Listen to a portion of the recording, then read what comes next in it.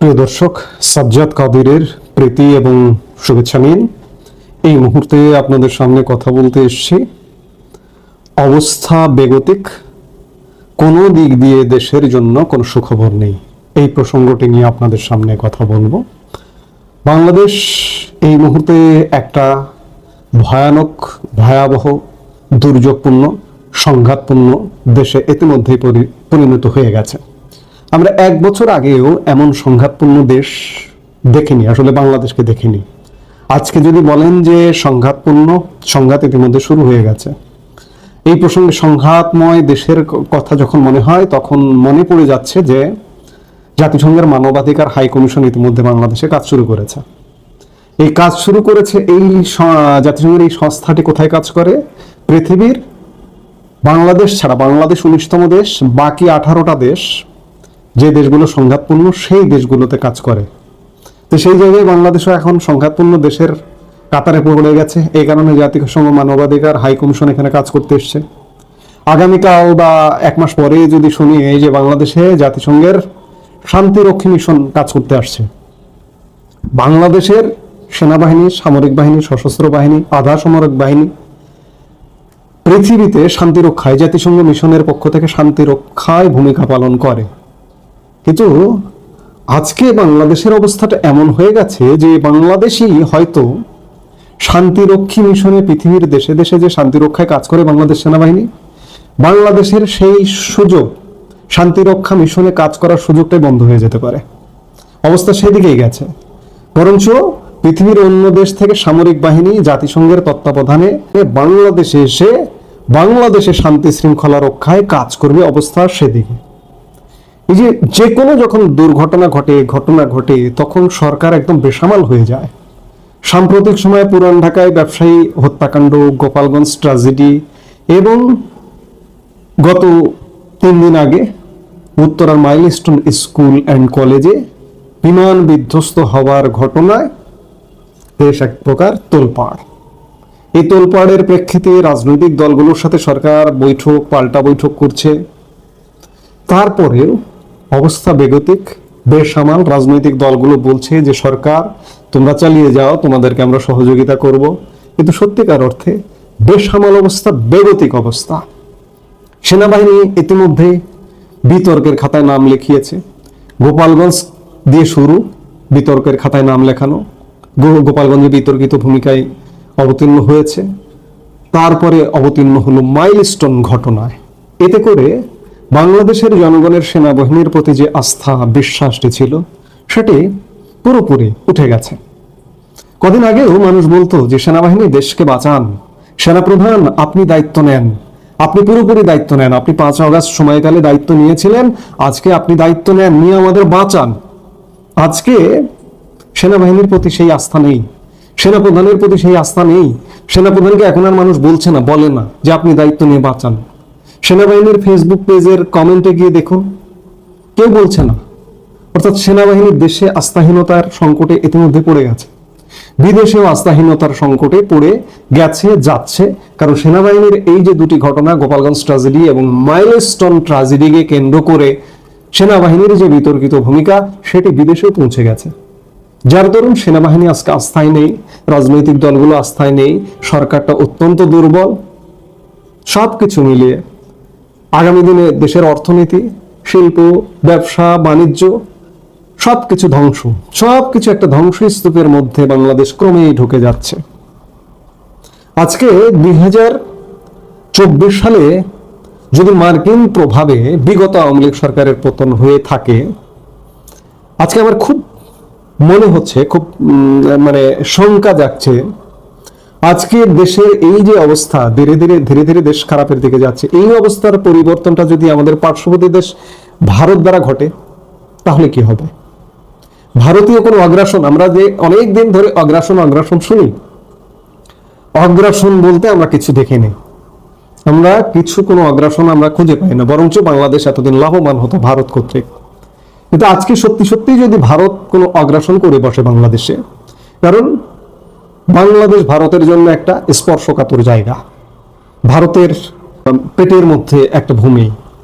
এই ভূমিটা যদি অস্থির হয়, এই ভূমিটাতে যদি জঙ্গি উত্থান হয়, এই ভূমিটাতে যদি সন্ত্রাসবাদের উত্থান হয়, তাহলে ভারতের জন্য, বিশেষ করে ভারত বাংলাদেশ লাগোয়া যে রাজ্যগুলো, সেই রাজ্যগুলোর কিন্তু বিপদ সংখ্যা।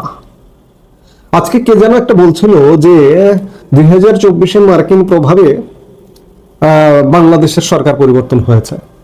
আজকে 2025 ভারতীয় প্রভাবে কি আর একটা পরিবর্তন আসবে বা আসতে পারে? এখন আলটিমেটলি আমাদের কাছে মনে হচ্ছে যে তেমনটাই ঘটতে পারে, কারণ ভারত কিন্তু ব্যবস্থা নেয়। আমরা এই বছরই দেখেছি দুটো ব্যবস্থা, একটা পাকিস্তানের বিরুদ্ধে আর একটা উলফার বিরুদ্ধে, বিচ্ছিন্নতাবাদী আসামের বিচ্ছিন্নতাবাদী গোষ্ঠীর বিরুদ্ধে আমরা ব্যবস্থা নিতে দেখেছি। বাংলাদেশে আজকে স্লোগান হয় তুমি কে আমি কে, জঙ্গি জঙ্গি। সেই জঙ্গিদের বিরুদ্ধে যদি ভারত অ্যাকশন নেয়, ভারত যদি ব্যবস্থা নেয়, তাহলে কিন্তু কিছু করার থাকবে না। এবং বাংলাদেশের সামরিক বাহিনী এই যে এই ব্যবস্থায়, এই অচল অবস্থার পক্ষে যদি কাজ করে থাকে, ভারতীয় পক্ষ থেকে যদি একটা হুঙ্কার পায় বাংলাদেশের সেনাবাহিনী, তাহলে সেনাবাহিনী কি করবে? সেনাবাহিনী কি ভারতের পক্ষে বিপক্ষে অস্ত্র ধরবে, যুদ্ধ জড়াবে? সেই সক্ষমতা কি বাংলাদেশের সেনাবাহিনীর আছে?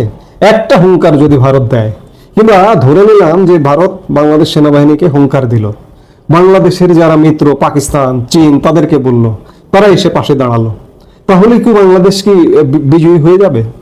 আমার কাছে সবকিছু মিলে শঙ্কা জনক যথেষ্ট মনে হচ্ছে। পরিস্থিতি কোনোভাবেই ভালো মনে হচ্ছে না। ইতিমধ্যেই আপনারা বিভিন্ন মাধ্যম থেকে খবর পেয়েছেন বাংলাদেশ নিয়ে তাদের সর্বদলীয় বৈঠক ছিল বিভিন্ন ইস্যু নিয়ে। এই বিভিন্ন ইস্যুর মধ্যে বাংলাদেশ ইস্যু স্থান পেয়েছে কদিন আগে। সবকিছু মিলিয়ে ভারত বাংলাদেশের স্বাধীনতার সাথে জড়িত, যেহেতু বাংলাদেশের মুক্তিযুদ্ধের সাথে জড়িত সহযোগী শক্তি, সেই জায়গায় বাংলাদেশ আজকে আবার পাকিস্তান হয়ে যাক, বা আবার পাকিস্তানপন্থী একটি দেশ হোক, আবার একটি সন্ত্রাসবাদী দেশ হোক, আবার একটি জঙ্গিবাদী দেশ হোক, এটি কিন্তু ভারত কোনোভাবেই চাইবে না। সেই জায়গা থেকে অবস্থা খুব একটা ভালো না, বেগতিক। সেনাবাহিনীর উপরে চাপ আসবে, খুব স্বাভাবিকভাবেই চাপ আসবে, আন্তর্জাতিক চাপ আসবে, ইউনূস সরকারকে পাল্টানোর চাপ আসবে। কারণ এই সেনাবাহিনীকে দিয়েই তো ইউনূস সরকার চলছে, সেনাবাহিনীর শক্তিতে বলিয়ান হয়েই তো চলছে। আমরা বলি চাঁদের নিজস্ব কোনো আলো নেই, ইউনূস সরকারেরও নিজস্ব কোনো আলো নেই। ইউনূস সরকারের আলোটা হচ্ছে সেনাবাহিনী। সেই সেনাবাহিনীতে যদি আন্তর্জাতিক চাপ আসে, এবং আরেকটি বিষয় যে সেনাবাহিনীতে সব মানুষ কি আজকে এই অবস্থাকে সাপোর্ট করছেন, সমর্থন করছেন যে বাংলাদেশে জঙ্গি উত্থান হোক, সন্ত্রাসবাদের উত্থান হোক? সেনাবাহিনীতে একটা বিপুল সংখ্যক স্বাধীনতাকামী, আমি এর আগের ভিডিওতে, কয়েকদিন আগের ভিডিওতে বলেছি, আবার বলছি যে মুক্তিযুদ্ধের পক্ষের একটা বিপুল সংখ্যক জনসংখ্যা আছে। তারা এখনো সুপ্ত আছে, তারা কিন্তু যে কোনো সময় জেগে উঠতে পারে।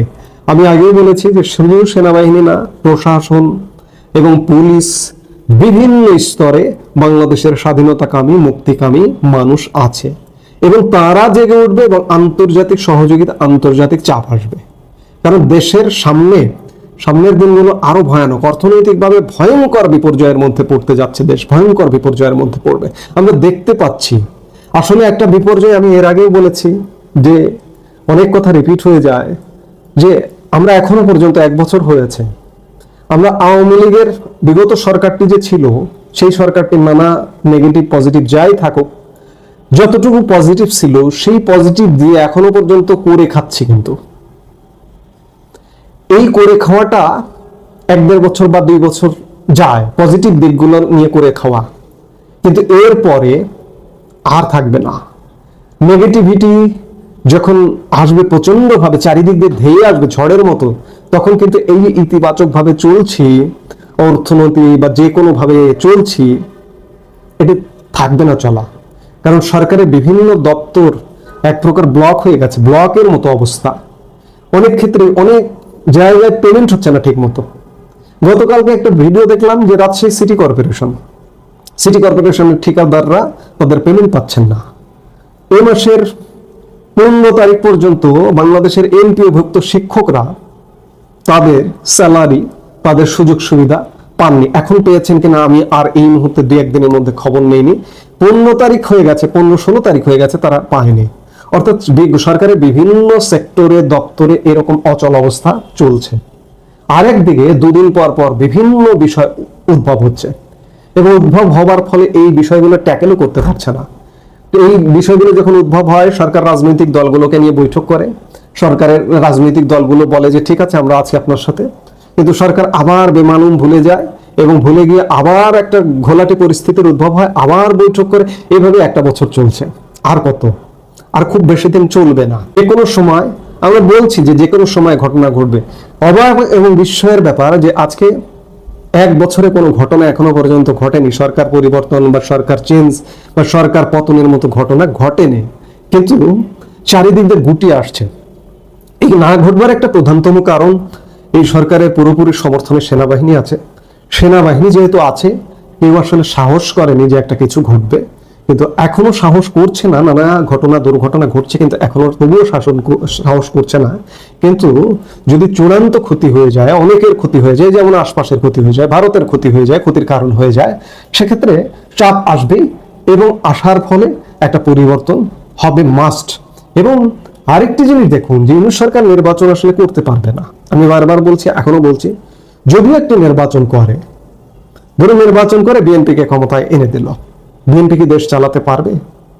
বিএনপির বাইরে যে দলগুলো আছে এখন তারা কেউ ক্ষমতায় নেই, এতে বিএনপিকে যে নাস্তানাবুদ করে ছাড়ছে, তাতে কি দেশ চালাতে পারবে? পারবে না। আবার ধরুন বিএনপি ক্ষমতায় দিল না, বিএনপিকে জামাত ইসলামী দলগুলো এনসিপি নিয়ে ক্ষমতাটা গ্রহণ করলো, তারা কি দেশটা চালাতে পারবে? আপনার কি মনে হয়? আমার তো মনে হয় না। দেশ এক ভয়ঙ্কর পরিস্থিতির মধ্যে দিয়ে যাচ্ছে। এর থেকে আসলে উত্তরণ, আজকে যে আওয়ামী লীগ আসলে দেশ ভালো হয়ে যাবে, আমি এটা বলতে পারি না। কারণ হচ্ছে যে দেশ এক ভয়ঙ্কর, সবকিছু মিলে সবকিছু ধ্বংস করে ফেলানো হয়েছে। আজকে এই ধ্বংস স্তূপের মধ্যেও যদি আওয়ামী লীগকে আনা হয়, শেখ হাসিনাকে দায়িত্ব দেওয়া হয়, তিনি পদত্যাগ করেননি, এমন একটা কথা চালু আছে। আজকে যদি তাকে এই মুহূর্তে এই দেশের দায়িত্ব দেওয়া হয়, এই দেশটিও তিনি কতটা সুষ্ঠুভাবে সেই এক বছর আগের মতো চালাতে পারবেন, সে ব্যাপারে যথেষ্ট সন্দেহের অবকাশ আছে। ইউনূস সরকার নির্বাচন করে যেতে পারবে না, কিছু একটা ঘটবে। সেটি কবে ঘটবে, দিন তারিখ এই মুহূর্তে বলে দেওয়া কঠিন, তবে আমরা খুব শীঘ্রই হয়তো তেমনটা দেখব। এই মুহূর্তে এই পর্যন্ত। সবাই ভালো থাকুন, সুস্থ থাকুন।